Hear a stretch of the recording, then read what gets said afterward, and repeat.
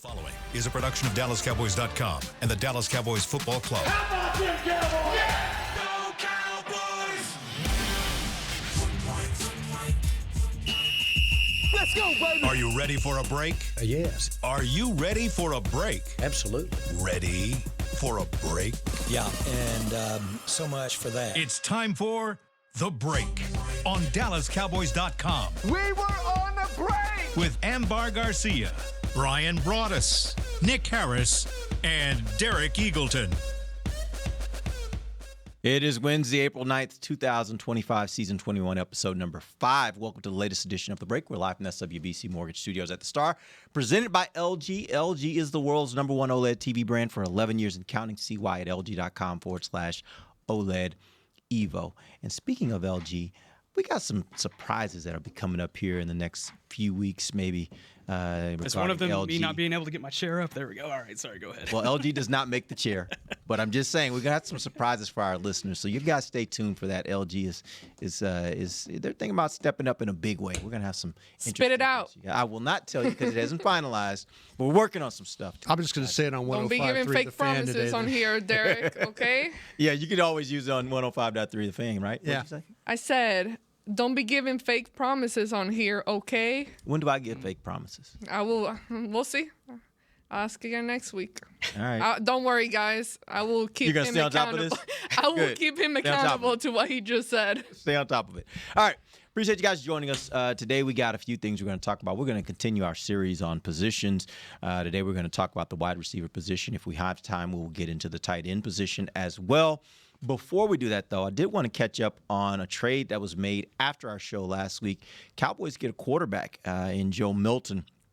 They gave up one of their compensatory fifth-round picks, the 171st pick overall. They received back a seventh-round pick, 217th overall, and obviously got Joe Milton added to their roster. Let's start, Bryan. Give me a scouting report. If you were just looking at this guy and giving a scouting report, what would you say are his greatest strengths, greatest weaknesses? This guy's got an incredibly strong arm. And in this draft, Nick Harris and I will tell you about Jalen Milroe and a guy like that has mobility. Maybe not the mobility of Milroe, but when you start to talk about the arm talent, the arm strength, there was always been some questions. Where does he throw the ball too hard? Does he have touch? Is he able to do all those things? You watch him on tape. You watch him the last game that he got to play against the Buffalo Bills, where he was brought into the game. He played exceptionally well. The pocket mobility, the awareness. You watch him some in the preseason, and you see these things. Joe Milton is a very, very talented player. When I look at my board, if you're talking about fifth-round guys, I don't know. I mean, that's the thing I look at. I go, I don't know if Riley Leonard can play. I don't know this. I mean, there's things that you can kind of take from watching the college tape, and then watching also what Joe Milton and watching what they gave up. Here's my hope if you're a Dallas Cowboys fan, that Ken Dorsey at one time, who's on staff now, worked with Josh Allen, who had some issues, strong arm, maybe some accuracy issues.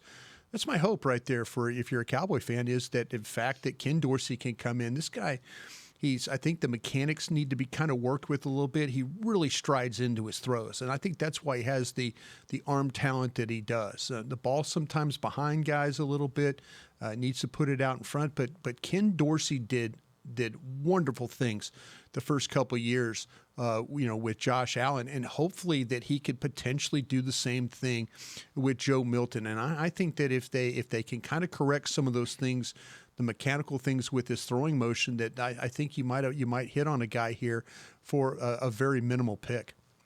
When you look at what he is and the fact that he hasn't played a lot of football in the NFL, do you think right now, based on where he is, that he's the guy that Cowboys are bringing in for developmental purposes, or do you think he's actually the guy that's going to be lined up to jump in if Dak should be out for any amount of time next season? Yeah, it could be a little bit of both, right? I think on one hand, the Cowboys and Brian Schottenheimer, they did say throughout the offseason that they want to get younger behind Dak Prescott. They want to have a young developmental guy. That was kind of the idea in bringing in Trey Lance. Didn't quite pan out. He's now with the Chargers, signed last week. But, they're looking on to their next guy and trying to find another developmental guy that they could potentially usher in if and when Dak eventually does call it quits. And so, you have a guy in Joe Milton that is still a project in a lot of different ways. Yes, you see that game that he had against Buffalo in the season finale last year, and he looked great. He flashed. He showed a arm strength. He showed elusiveness from the pocket. That's one of my most favorite traits of Joe Milton, his ability to escape pressure and throw on the run. But he was playing against Bills backups. You probably saw Kyrie Elam on the field. I mean, there was some other Bills players on the field that hadn't been getting much playing time throughout the season. So, you take that for what it is, but you also factor in, hey, he's going to have a full preseason. He's going to have a full training camp of work.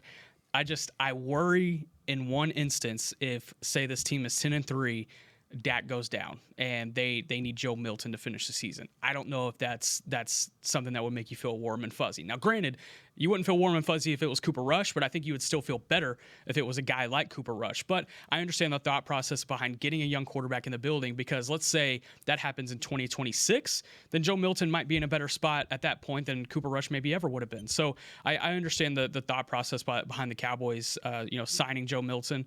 You don't hope for a Dak Prescott injury, but you have to plan for it in the same instance.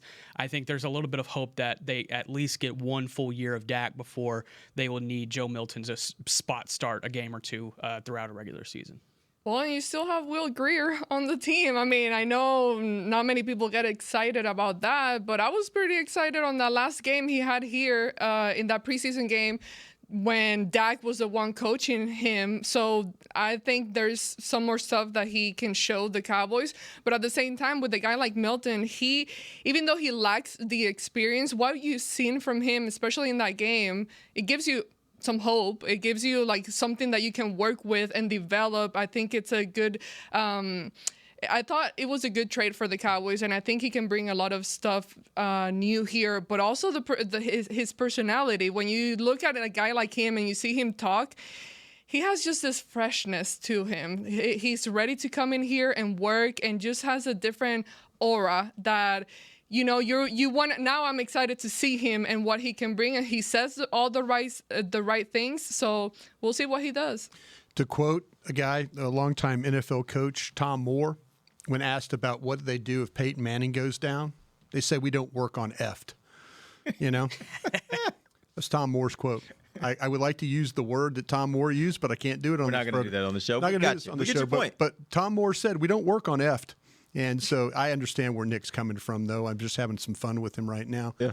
But, your hope is that Joe Milton can come in and work. And I totally understand Nick's concern if a guy's, if you're 10-3, can Joe Milton find a way to win you a couple of games? If not, then then they'll have to rethink the quarterback situation going forward in the future. And I'm glad you mentioned Will Grier, Ambar.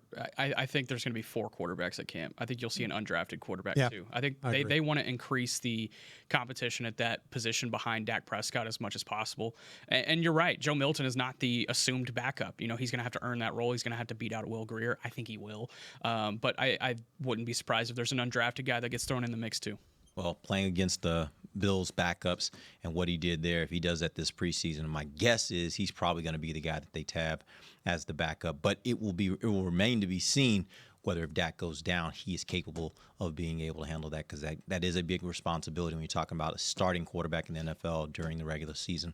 So we'll see how that all plays out. One other thing that just popped up about Dak, talking about the quarterback position, I saw a video that Jacob Ferguson put up.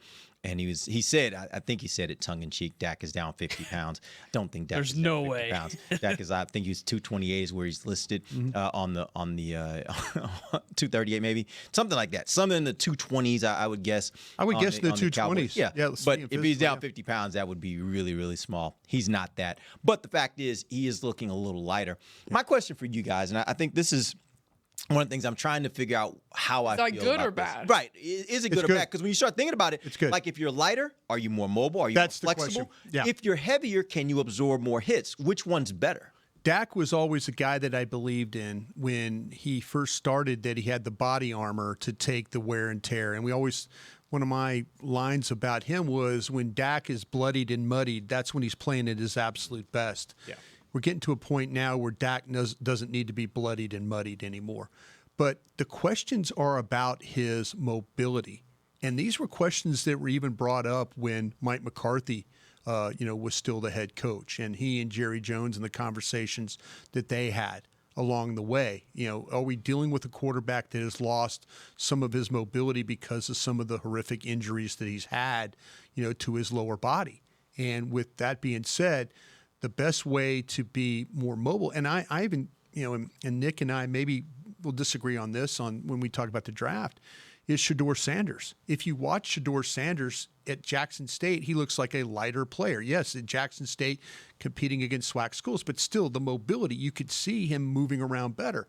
Him now, in the Big 12, he looks like a bigger body guy. And there's going to be a point in time where he's probably someone's going to tell him, hey, if you slim this thing down, your mobility will improve. I think Dak's doing the same thing. He realizes that he doesn't have the flexibility and the mobility that he once had. How do you try and combat that? Weight loss seems to be the best way. Yeah, and also weight loss can be a little deceiving at times too. Does he look slimmer? Absolutely. Yeah. But he also looks a little bit stockier, so that weight could have just been reapplied with muscle. There's a whole science behind it, but I more so saw about 10 pounds off of Dak. And if that's the case, he's listed at 238. So, if he's down 10 pounds, he's around 225. That's pretty average for NFL quarterbacks. Also, when you make that much money and when you work around here working for them and for an NFL team, you have to trust that they know what they're doing. I mean, all the people that he has around him in coaching and directing him and training him the right way. Again, he's recovering from that injury, so that has been a process as well. He hasn't initially, be able to work out the way that he used to as he was recovering from that. So I think we'll see. And I trust the process. I don't know how mobile he will be once the season gets here. I mean, if last season was any indicative of how that could be in the future, I don't have many hopes in that regards when it comes to his mobility and ability to run anymore. But hopefully whatever weight he has is for the best. On the Dak mobility conversation, his most mobile season, quote unquote, was 2018 by far. It was pre-injuries, it was pre-leg injury. Right. He was third year in the league, so he was feeling comfortable. Whenever he had that post-leg injury and still in the Kellen Moore offense, they dialed it back big time. Yeah. And I think there was still a level to Dak's game that he felt like he could tap into from that mobility standpoint. So when Mike McCarthy took over the offense, they kind of blended ideas. It's like, hey, let me take this to myself at times. And, they pushed the limit. They maybe saw where that limit was with Atlanta. And now it's like trying to figure out the body. Okay, what can the body withstand within this same exact offensive philosophy? Because I expect the mobility to still carry over into 2025 with just a little bit more caution.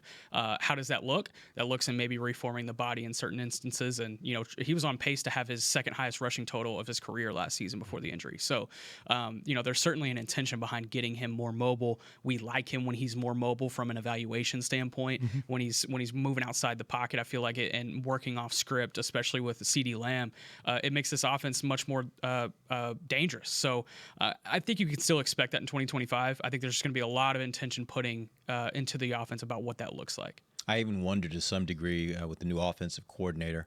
I look at what the kinds of things they did in Arizona. I wonder if they want Dak to be a little more involved in the running game for some called runs, and maybe this is a part of that. I'm not quite sure, but I do believe Dak is at his best when he's moving around a little more than we've seen him do over the last couple years. All right, we're going to take our first break. When we come back, we'll talk about the wide receiver position. We'll dive into some conversations there. I want to find out about some of those guys that are not CeeDee Lamb and where they are in their development and what the Cowboys should be expecting from them in this upcoming 2025 season. We'll be back. DallasCowboys.com radio. Todd thought it would be secure to jog in the cheetah savanna. Todd believed the big cat repellent he bought online was reliable. And now, Todd is trying to be faster than this cheetah that can run 80 miles per hour. But the good news is, Todd has AT&T 5G that is fast, reliable, and secure. And he learned the best thing to do is stop running and toss her the backpack with the beef stew. AT&T 5G. Fast, reliable, secure.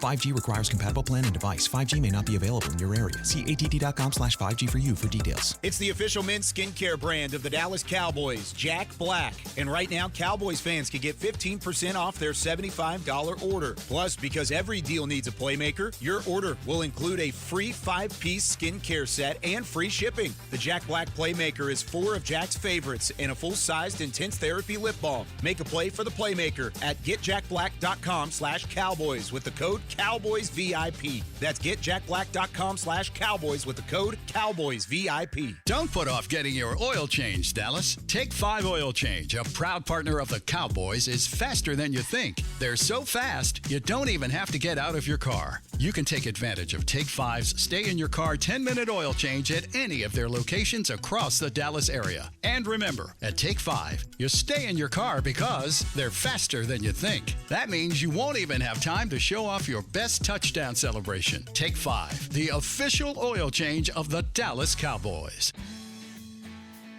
From the field to the festivities, Lucchese embodies the essence of luxury and tradition. Handcrafted with meticulous precision, each pair offers unmatched comfort and style. Stand tall while you're tailgating or cheering in the stands with the Dallas Cowboys collection by Lucchese. Shop the collection today at the Lucchese store at the Star in Frisco or online at lucchese.com. Lucchese, the official boot of the Dallas Cowboys and Dallas Cowboys cheerleaders. How do you tell the world about all the great gifts in the Yeti store? Let her rip, Troy. All right, folks, let's get started with the Yeti French Press. Enjoy coffee that stays hot for hours in a French press. 34 ounce for you, 6'4" for the cruise, the Yeti French Press. Up next, waterproof bags. Bags waterproof. Submersible waterproof doubles, waterproof bags. World's mostly water, so get a waterproof Yeti bag. Do I smell something cooking? Oh, new cast iron skillets made to be passed down like Mama's recipes. Take a steak, cornbread, cobbler's pot pie, and potatoes next level with 3 sizes of Yeti cast iron skillets. Gear, gifts, and product experts. Visit the Yeti store on McKinney Street and at South Lake Town Square today. Back to the break. LG OLED Evo is the best TV in the game, but don't take our word for it. Digital Trends said that LG OLED G4 has the best picture quality they've ever seen. See it for yourself at lg.com/OLED Evo. Welcome back. It is the second segment of the break live from the SWBC Mortgage Studios at the Star. The segment brought to you by blockchain.com. All right, let's talk wide receiver. I want to start with Jalen Tolbert. After watching him for first few years of his career, give me an assessment of where you think he is from a standpoint of how he's developed from year to year and where he is right now in that development process. Yeah, last offseason, we talked about a lot how Jalen Tolbert was Dak's guy during the offseason, right? And we had talked about that the year prior with CeeDee Lamb, being the guy that, Dak took to the Dak yard. They had many throwing sessions throughout the offseason, this, that, and the third. Well, if you remember, CeeDee Lamb was holding out. Yes, he was still working with Dak, but it wasn't as frequent as it was the previous offseason. And so Jalen Tolbert took advantage of those opportunities, and he was there to, fill in. Brandon Cooks was there as a strong mentor for him. And he took that into year 3 and had a good year. I mean, 49 receptions, 610 yards, 7 touchdowns. I think if you told any of us at the start of the season, hey, this is what Jalen Tolbert is going to produce, you'd be happy with that. The question is, how is this his ceiling? Or does he have a little bit more to push through for? This is the last year of his rookie contract. So, in my opinion, he would either need a repeat performance of 2024 or probably a little bit more to ensure that he has a shot at being a wide receiver 3 down the line. But I think there are things to like. He improved his route tree. He showed that he can do multiple things last season. He improved in the contested catch department last season, which they tested him on multiple times, especially with Cooper Rush, which I found interesting. They put trust in his hands, and I think about the Pittsburgh Steelers game, right? I put a lot of trust in his hands on that 4th down to be able to win the game for him. And certainly he was able to do so. He played in all 17 games. He hasn't had injury issues these last 2 years. He's a reliable guy, but you wonder how close is he to his ceiling? I don't think I have the answer to that. I think that's going to have to be something that Jalen Tolbert answers in 2025. Yeah, I think Nick's got him right. The thing about it that I was just hoping for more consistency. You did see the Pittsburgh game, and you saw the ability to make some big plays. And it just feels like with this player that you see one really outstanding game, and then you wait for him for 2-3 other games to kind of do things. And consistency sounds like just a cop-out word. In this case, it probably is, and I feel terrible about it. But it really is true with this player. I mean, you see flashes of absolute brilliance as a player, and then that just tends to kind of fade away, and when you don't get it back for maybe a couple of weeks, like I said. So, if you could find a way to make that work, then I think that we'll all be very, very happy. But I think the bar for me was set very high. I mean, he was a really good player coming out of South Alabama. I don't think I've seen the same player. At times I have, but I just haven't seen that consistency. And I hate to not have a better word for you or a better description, but that's really where I look at the player. I look at someone says, tell me about Jalen Tolbert. I say just a lack of consistency. That's, I think, the biggest problem with him right now. Yeah, at this point in his career, you would be expecting a little more. And I hate to keep repeating the word, but I agree with you guys on the word consistency. Year one, you could cut him some slack on how he reacted to that. He came back. Year two, got better when you compare it to his first year coming here to Dallas. But his game, just exactly what Bryan said. You see those plays that he can do it. He's got it. But then it disappears, and then you don't see it again. So you just get a very small flash of excitement, but then again, with the way that the play calling was happening last year, I think there's some sense there that with Mike McCarthy and what he was doing with the offense, I don't think it necessarily benefited his game in a way that he could find better success there. But at the same time, when he did get those chances, I don't think he was able to fully capitalize on them. When you look at Jalen Tolbert, obviously this year he was the guy that was kind of the guy right behind CeeDee Lamb. That being because Cooks was out for a significant amount of time. When you look at someone like Jonathan Mingo and the Cowboys trading for him, where do you think he fits? What are the things you saw from him this last year that make you say, maybe he has a shot at being in the mix this year, or I just don't see it? What are the things you're seeing right now from Jonathan Mingo? It kind of felt like a redshirt year for him. And the staff would tell you the same thing. I mean, you ask Jerry Jones, Stephen Jones, Brian Schottenheimer about Jonathan Mingo this offseason, it's always like, yeah, we got him in late. We're going to give him a full offseason and see what he can provide this year. We're excited about it. And so it's like, yeah, disregard everything that happened, even though he played half a season. Yeah. And, they'll try to find a role for him moving forward. I mean, he played in 8 games. He only had 5 receptions for 46 yards, and he's still searching for his first NFL touchdown. I mean, regardless, he has not been the second-round pick that Carolina selected a couple of years ago. Mingo is a guy that you don't plan to step into a feature role, but if he does, great. But if he doesn't, you still go get a receiver early in this draft to accompany that, because you're not betting on that. He hasn't been the guy that he was at Ole Miss as far as like the big play machine, having those big yards per reception, having the contested catch situations. He just hasn't been put in those positions. Maybe that's what Dallas would like to seek from him this preseason, and preseason will be huge for him. But I think this is more so like, hey, we got this here. If it doesn't work out, oh well. If it does, then we'll look great. But I'm not banking honestly on Jonathan Mingo being a feature role in this offense. Yeah, I think what's going to happen is we're going to get into these pre-draft meetings, the media availability for pre-draft, and Nick is going to ask a really good question about the wide receivers, and the first person they're going to talk about is Mingo. That's going to, there's a group in that room that really do believe in him. They had him as a high second-round grade on their board. If you watch him play, there's been some problems with getting him the football. That's been a big issue. And there's been times where, he has not had the opportunities, and when he's had the opportunities, the quarterbacks just have not done a very good job of getting him the ball. But they're going to tell you that, hey, we love his size, we love his athletic ability. We thought enough of him as a college player to make a trade for him. We feel like this will be a good year for him. They're going to sell him, and we're going to stand there and we're all going to nod our head and say, okay. And, it'll be another one of those things like Tolbert and some of the others that they've said before.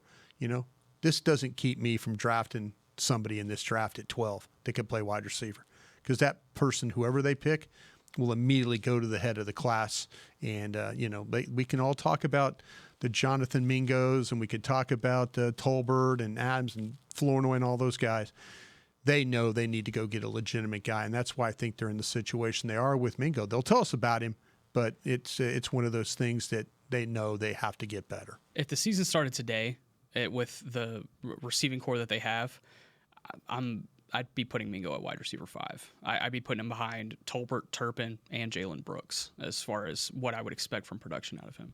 Dang. Well, I see it differently. I'm actually very intrigued to see Mingo, a lot more of him, because I thought that on the little amount of opportunities he got last year, they weren't getting him the ball. One thing that excited me during that time of the season was when you watch his game, he will be where he needs to be. He would find a way and get open and get there, but then they couldn't throw him the ball right, or there were a couple instances that it was on him, to be fair. But at the same time, I thought that if you get him a better quarterback with more accuracy happening there and a better play caller and all of that into the mix, I think he can be a lot better and be actually productive, a lot more than wide receiver number 5. I think he could be thrown in there not to be the mega superstar or anything, but to be someone that you can rely on throughout the game. So. Yeah, I think it actually became a bit of a joke. I know me and Amber and Nick sit by each other during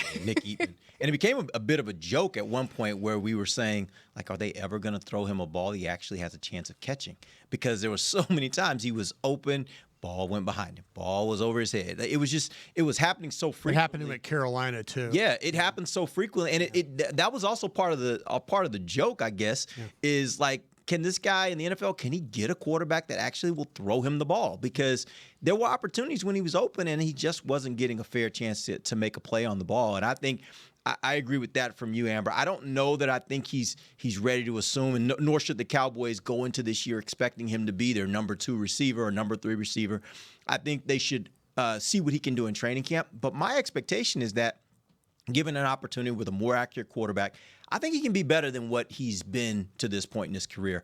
I'm interested to see if that can help. And I will say this, too. I like what he does from a blocking standpoint. If you're going to be a team that's going to run the ball as much as they say they're going to run the ball, you're going to need that on the perimeter. I think he'll be a valuable asset from that standpoint. We could put Zach Martin's number on him, and he could be a pin and pull tackle. There you go. There you go. Hey, real quick, though, and this is more on the draft side. There are 2 names at receiver that I keep hearing as first-round possible guys that the Cowboys could take, Ted McMillan and Matthew Golden. Yeah. Do you guys have a preference between those 2? Or if you have another receiver outside of Travis Hunter, obviously, that's a first-round type guy that you think the Cowboys should really be looking at if they're on the board at that first pick at number 12? My preference is Ted McMillan. He's the only true receiver that I have with a first-round grade. I see this guy as a Michael Thomas type of weapon here at the NFL level. Elite possession skills, long, big frame. I do wonder how he would stack up in the 23 guys, just because the 23 receiver class was so loaded, but I still think he would end up being a top 15 pick in that class, and I think he lands in the same range this time around. He was a guy that was the number 1 volleyball player in the country coming out of high school because of his vertical ability and Hawaiian. Him being Hawaiian. He definitely has the volleyball in his blood. But I covered him at Anaheim Servite High School when he was coming in high school. Yeah, this is the perfect class. The next year will be even more perfect. I'm just lucky and blessed, to be honest. Yeah, but awesome. He has had the same quarterback since early high school, which I think is fascinating. I think that might be one period of transition that he'll have here at the NFL level. But everything I know about this kid is that he's intentional. He's at the facility, first one in, last one out. He's one of the guys you want to have in a locker room, and you pair that with his skill. I think he has shown that he has long speed based on what he did at his own individual pro day. He had a couple of games this year where he was able to get vertical and beat some faster corners over the top and create some explosion plays. I'm a Ted McMillan guy. He makes 50-50 balls, 80-20. He does. And he hasn't made the Cowboys have not had a true possession receiver like this since Des Bryant. And I think this would be a perfect pick at 12 if he's there. Look at Chris Beam with the B-roll. No, he's got them all for sure. Since he focused, I do love McMillan. I agree with that. I'll tell you about Golden then. Golden was a transfer from Houston. This guy is explosive. He's dynamic. He can play all the receiver positions. He does a really nice job separating through coverage with his ability to accelerate out of his breaks. He does a fine job of selling routes. There's some questions about him as a route runner. you could see the fear of God in cornerbacks when they play this guy, especially off and he's closing cushion, and then he sells that route. He can go up the field. He can come back for the ball. He can drive the defenders off. He's played outside. He plays, you see right here, he's played in the slot. It's just allowed him to become a more skilled receiver. He can shift gears quickly in space. He can click off really nice gains. You watch him in the playoff games down the stretch, and he was a big factor in why Texas was able to advance as far as they did. You know, Quinn Ewers is a guy that sometimes can get you the ball and sometimes he can't get you the ball. But this guy would do a great job of going up and getting it. You talk about McMillan is one of the best receivers in the country on those, and Nick's right, 80-20 is exactly right because he's going to go get it. But this guy is right up there with McMillan when it comes to going up and getting the football at its highest point. 4th and 13, baby. Yep. 4th and 13. Go back to this guy's a big time player. Peach Bowl. He is. You know, He Texas people will tell you, and Derek will tell you too, that everybody was talking about Bond. But then you watch the tape and you're like, well, who's this number 2? Yep. And early in the season, Bond was the guy. Yeah. As the season wore on, right, Golden became the man. Golden became much more of a guy for them. But he will go up. He tracks the ball well. He's a big time player. And if you follow the list of 30 visit stuffs, I know we don't really get into that much, on this show, but they're bringing in all these guys, these wide receivers. So they're clearly hunting a guy. Yep. All right, we're going to take our final break. When we come back, we'll dive a little bit into the tight end position. Let's talk about Jake Ferguson and kind of what we think of where he is in his development. I know we've had a little bit of conversation on that, but I want to talk about specifically, is he in danger at this point of maybe not being the starting guy? Has Schoonmaker developed? Does he continue to develop? I think those are all conversations worth having. We'll have them when we come back. It's DallasCowboys.com radio. If you can't be at the stadium, there's no better way to watch your Cowboys than on an LG OLED Evo TV. That's because everything you see is more lifelike. Every play, every hit. I mean, you might as well be on the sidelines. That's how clear it is. It's all thanks to LG's legendary technology. Perfect black, over 8.3 million self-lit pixels. No one comes close. LG OLED Evo is the best TV in the game for a reason. See for yourself at lg.com/OLED Evo. They say champions are remembered, but legends are never forgotten. United Ag and Turf offers a winning lineup of John Deere equipment built to tackle any challenge on and off the field. Legendary John Deere tractors, combines, residential mowers, commercial mowers, compact construction equipment, Gator utility vehicles, and a full line of golf and sports turf equipment. United Ag and Turf, the official Ag and Turf equipment supplier of the Dallas Cowboys. Visit UnitedAgAndTurf.com to find a location near you. If you shout, "How about them Cowboys?" you have that undeniable passion that's the heart of Cowboys Nation. And if you like to drink Dr. Pepper, you love the unique blend of its 23 flavors. Together, your one-of-a-kind fandom paired with the one-of-a-kind taste of a delicious ice-cold Dr. Pepper is the game day lineup that can't be beat. Better yet, gather your Cowboys and Dr. Pepper fan friends to watch the next game and crack open a delicious ice-cold Dr. Pepper for everyone. The wins will be even tastier. It's a Pepper thing. And we're going to overtime. Erica, how much have I spent on concessions?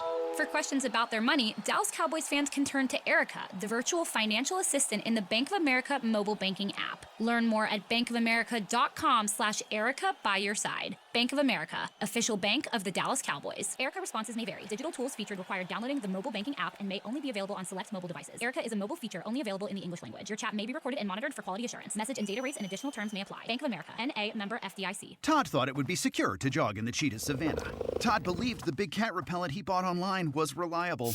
And now, Todd is trying to be faster than this cheetah that can run 80 miles per hour. But the good news is, Todd has AT&T 5G that is fast, reliable, and secure. And he learned the best thing to do is stop running and toss her the backpack with the beef stew. AT&T 5G. Fast, reliable, secure. 5G requires compatible plan and device. 5G may not be available in your area. See att.com/5G for you for details. Back to the break. AT&T connecting changes everything. Welcome back. We're in the final segment of the break, live from the SWBC Mortgage Studios at the Star. Let's talk about the tight end position. I know we had the conversation, I think it was last week or week before. I think it was a question that you posed, Amber, of what we thought of Jake Ferguson and whether we thought he had a down year. I think everybody across the table pretty much agreed that they didn't think he had his best year.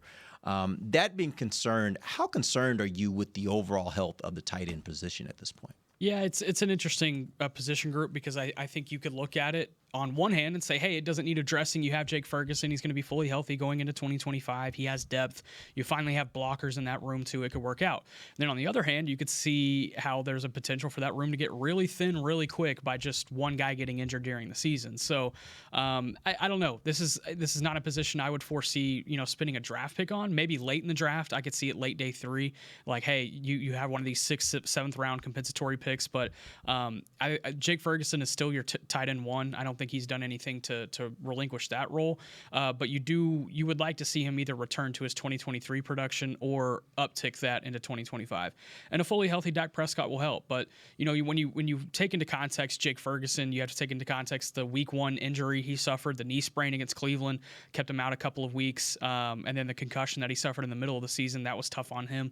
So he just battled various things throughout the year, and as more tight ends got involved in the offense. And what was Schoonmaker's role? 1 week Schoonmaker's not playing any snaps. The next week he's starting and looks good, and so he's out of the doghouse. I think just consistency for Luke Schoonmaker will be big too. Yeah, it really for Ferguson.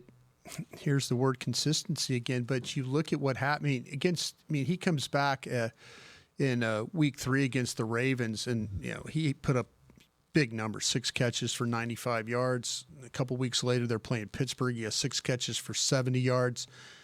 And then from that point on, it really, really was a struggle. Yes, the targets were not as much as we've seen in the past, for him.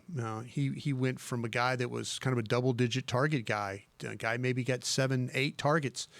And then it became more like 3 and 2 and 4. It was just not as many. And the level of play just kind of faded off. And then while he was out, Luke Schoonmaker was able. That I think was the positive thing, that Luke Schoonmaker did show like that he was able to handle the role when given that opportunity. Is Luke Schoonmaker going to replace Jake Ferguson? I think that's probably not the case right now. But they need to figure out what happened to Jake Ferguson. And like to say the time that he missed, was key. He was banged up, but they need to get his targets back up, because the player that we saw against the Ravens, even though that was a game that was very close at the end, it could have, I could say Cowboys could have found a way there, but he had a really good game against a very, very good defense. And I think that's the kind of player. Pittsburgh, the same way, good defense, and he had a very good game. So very, very capable of that. They need to kind of unlock why we didn't see more of those. I think Jake will have a better season than what it was last year. I mean, you talk about him, and you mentioned that video.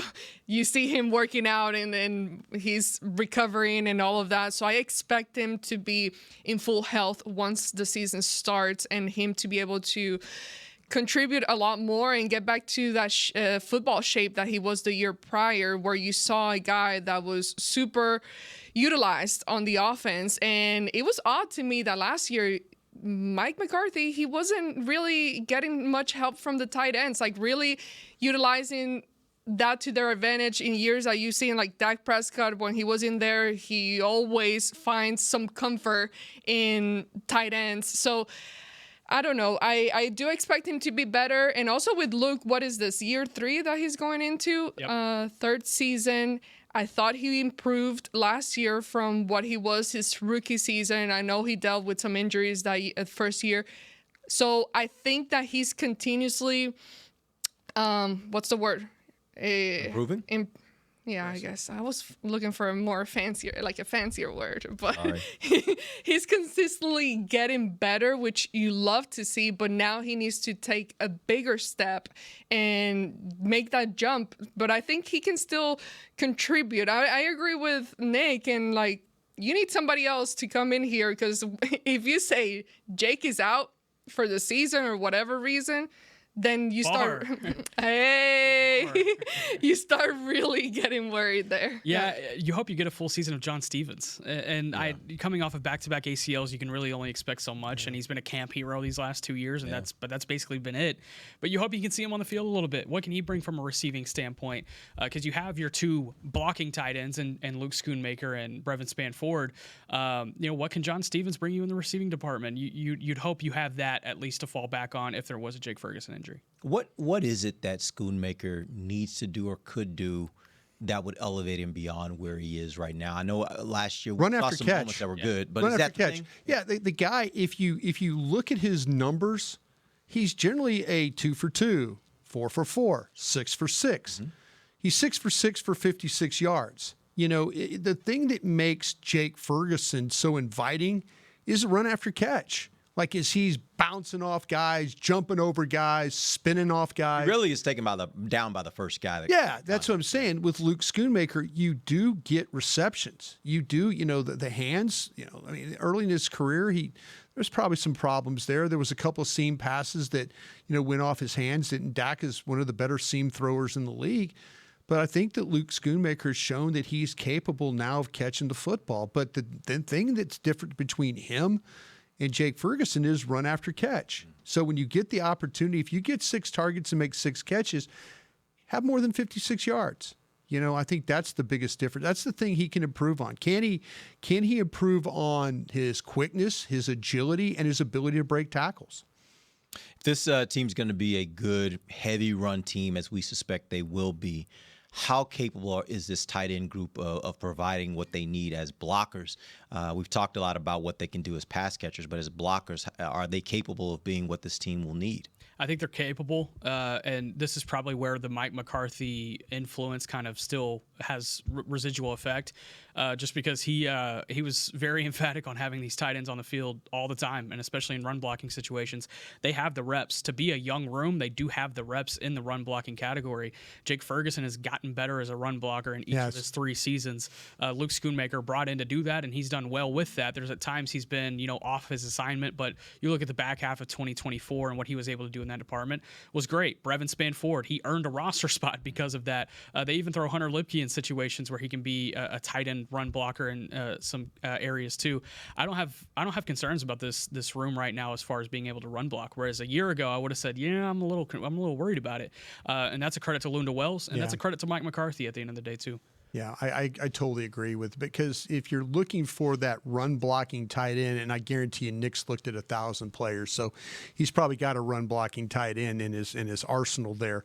But the majority of these guys, like I say, there's another Ferguson in this draft at Oregon. I mean, they've got Arroyo from Miami. They've got guys, Fanning, Helm from Texas.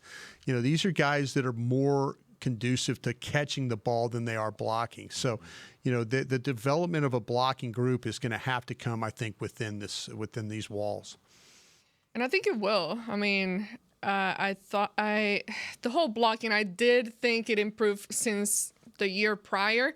And when you look at, you mentioned Lunda. Who was it? I mentioned Lunda. Yeah. You mentioned Lunda, Nick, and he's the only guy that remained here from the prior regime, other than Schottenheimer getting promoted to head coach. So that tells you something. I thought that a lot of these younger guys, even though it's not at the level where we all really feel super confident, it's still, you saw a lot of improvement. And we got to keep in mind, these guys are still really young. Like, they're still in their first, second, heading into their 3rd year in the NFL. This is the year where they need to all take that next step. But again, I'm putting youth into account. I'm putting into, okay, last year I did see some development. I didn't see regression from anybody other than Jake Ferguson due to injury, and we talked about that already. So I think that this year, this group should look a lot better. Scheme will help. Yep. If they're going to pin and pull and stuff and angle block and things like that, and they don't have to fight guys one-on-one, they'll be better at run blocking as a group. I got one for you. Jackson Haas out of Georgia Tech. There's your run blocking. I knew you had a guy. What round? I think you get him 7th, potentially undrafted, but I think he's the best run blocking guy in the draft as far as tight ends go. And if you get that's that literally all he does. H-A-W-S? It's literally all he does. H-A-W-E-S. E-S. Yeah. Okay. It's literally Georgia all he Tech. does. Yeah, 16 Ramblin' Wreck. receptions. I will say this based on what we've seen so far. $200,000 for him. I would expect that this tight end group is probably one of the groups the Cowboys are least worried about when we just talk about personnel and bodies that they have. I think they feel pretty good. They should feel pretty good about the tight end position, all in all. All right, we appreciate you guys, Jonas. We'll be back next Wednesday. We're heading into the draft. We got 2 weeks before the draft will begin on a Thursday night. So next week we'll do a little bit of time. We'll spend a little time talking about draft. And can't wait. You guys ready for that? And until then, for Nick Harris, Bryan Broaddus, Ambar Garcia, I'm Derek Eagleton. This has been The Break, live on DallasCowboys.com radio. This has been a production of DallasCowboys.com and the Dallas Cowboys Football Club. How about this, Cowboys? Yeah!